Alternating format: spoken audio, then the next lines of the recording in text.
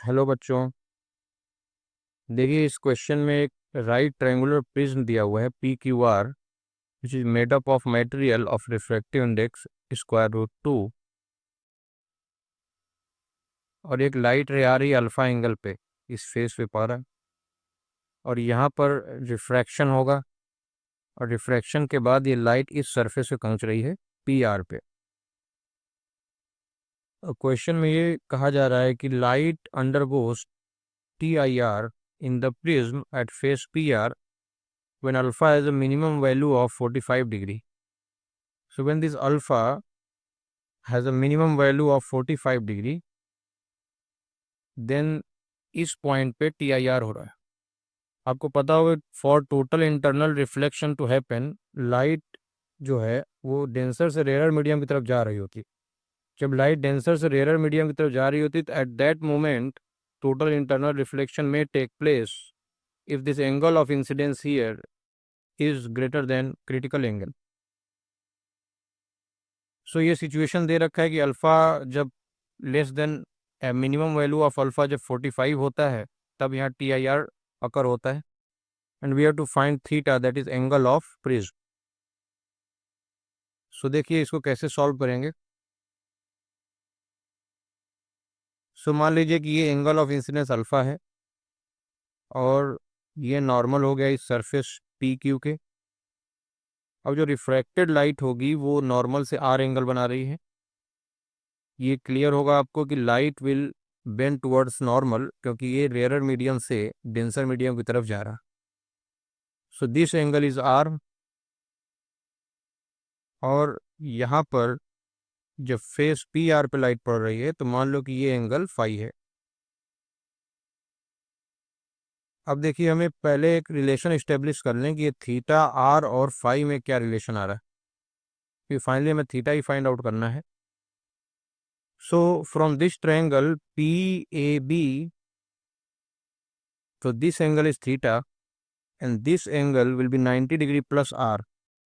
तो ये angle 90 degree है, so this complete angle inside this triangle will be 90 degree plus r और ये 90 डिग्री है, सो ये अंदर वाला जो एंगल है ये हो जाएगा 90 डिग्री माइनस फाइव। तो अगर हम तीनों एंगल को ऐड कर दें so sum of angles of a triangle is 180 degree. So 90 90 180 ये कट गया। So theta plus r minus five equal to zero. So यहाँ से हम लिख सकते हैं five equal to r plus theta या थीटा को लिख सकते हैं फाइव माइनस आर। अब देखिए कि यहाँ पर जो फाई है उसकी कंडीशन कैसे निकालें, कि फाई कैसे फाइंड आउट करें। सो देखिए कि यहाँ पर दिया हुआ है कि अल्फ़ा की जो मिनिमम वैल्यू है, तो जब अल्फ़ा मिनिमम वैल्यू लेगा तो ये आर भी मिनिमम वैल्यू लेगा क्योंकि हम स्नेल्स लॉ अप्लाई करें। So 1 sine alpha will be equal to √2 sine R. इस पॉइंट पे स्नेल्स लॉ अप्लाई कर दिया हमने। सो जब अल्फ़ा मिनिमम होगा at that point R will be minimum और अगर आर मिनिमम होगा तभी फाई मिनिमम हो जाएगा।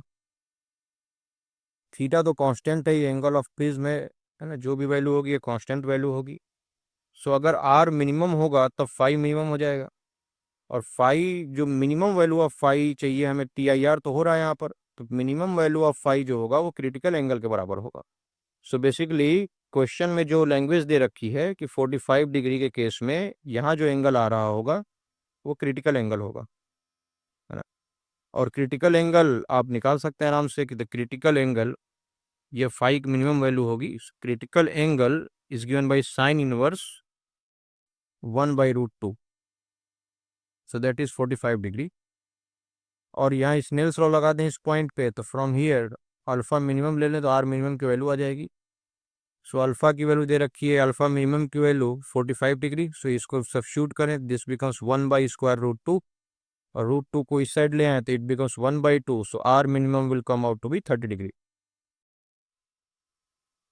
and when r is minimum, phi is minimum and phi minimum means critical angle, so this angle will be 45 degree. So now we can find theta from here. So we can write theta equal to five minimum minus R minimum, क्योंकि theta हमेशा five minus R के बराबर होना है। तो जब five minimum होगा तो आर भी मिनिमम होगा, तो five minimum minus R minimum यहाँ पर सब्स्टिट्यूट कर लें। सो फाइव मिनिमम की वैल्यू है 45 डिग्री, आर मिनिमम की वैल्यू है 30 डिग्री।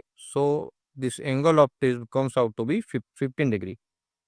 सो जो ये प्रिज्म है इसका एंगल 15 डिग्री होगा। Thank you.